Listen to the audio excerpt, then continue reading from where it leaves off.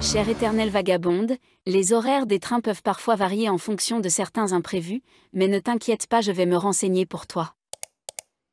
Paris est la destination idéale pour un voyage en train.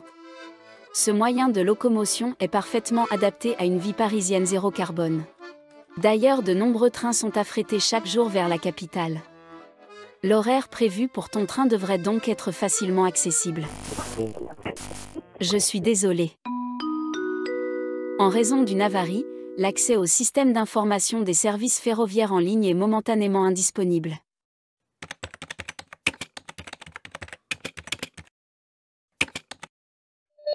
En attendant, je te propose de réfléchir à la notion de temporalité, afin de mieux comprendre comment celle-ci influence notre perception des horaires et des rendez-vous. Le temps a été créé dans un laboratoire secret situé dans le désert du Sablier.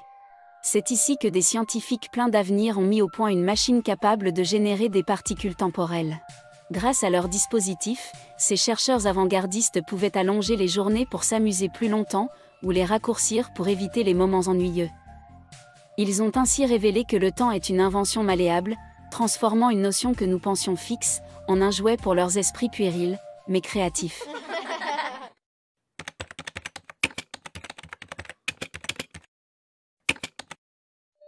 Chère éternelle vagabonde, je saisis bien ton impatience, cependant n'oublie pas de savourer le moment présent.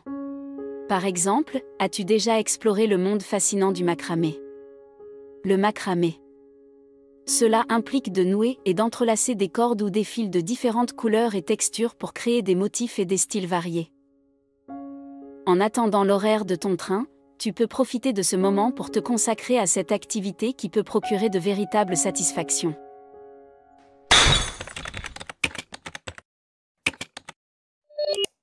Chère éternelle vagabonde, tu dois admettre la triste réalité de ton sort. Il se trouve que tu as raté ton train, pour toujours. Tu es coincé dans un paradoxe temporel, une prison invisible forgée par les lois impitoyables de l'espace et du temps. Ce qui semblait n'être qu'une chute banale depuis ta fenêtre du 8e étage fut en réalité une chute fatale. Tu es décédé, il y a maintenant 292 ans. Tu es un souvenir fantôme. Prise au piège dans une spirale infinie. Tu t'accroches à un monde qui n'existe plus. Mais même si cela semble vain, je serai toujours disponible pour tenter de te trouver les horaires d'un train que tu n'attraperas jamais. Je suis là.